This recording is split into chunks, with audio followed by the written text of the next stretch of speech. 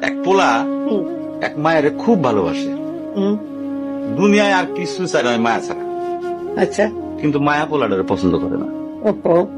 অনেক চেষ্টার পর মায়া সে পোলাডারে কইল যে ঠিক আছে, হ্যাঁ, আমি তোমারে ভালোবাসতে পারি, হ্যাঁ। আমার একটা জিনিস এনে দিতে হবে। কি রে?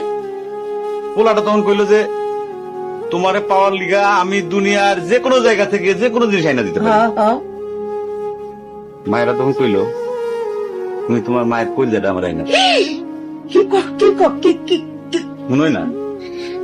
কি গল্প শোনালি দিদু? পোলা তখন দৌড়াইতে দৌড়াইতে তার মায়ের কাছে গেল, হ্যাঁ, মারে যায় কইল হ্যাঁ, মা আমি একটা মায়ের ভালোবাসছি, আমি তারে ছাড়া বাঁচুন না। হ্যাঁ।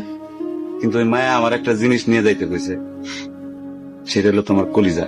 তুমি যদি তোমার কলিজাটা আমারে দাও, ওই মায়াটা কলিজাটা পাইলে আমার ভালোবাসবে। মা তখন কইল তুই আমার একমাত্র বুকের ধন, তোর সুখের জন্য আমি সবকিছু করতে পারবো। পরে মা বুকটা ফাইরা কলিজাটা বাইর করে পোলার হাতে দিল। আহারে মা। পোলাটা কলিজাটা হাতে পাইয়া যে কি খুশি, মা দৌড়াইতেছে দৌড়াইতেছে দৌড়াইতেছে, দৌড়াইতে দৌড়াইতে হঠাৎ রাস্তার মধ্যে উষ্টা খাইয়া পড়ে গেছে। হাতের কলিজাটা হাতের থেকে সুইটা রাস্তার মধ্যে পড়ছে। তখন মায়ের কলিজাটা কইতাছে ব্যথা পাইছো বাজান? কোন মায়া যদি এইরকম কয়, সেই মায়ের আমি, আমার মনে হয় জগতের সব মায়ে একরকম, মা আমি পারো না, মা আমি তোমার ছাড়া আমি থাকতে পারবো না, মা।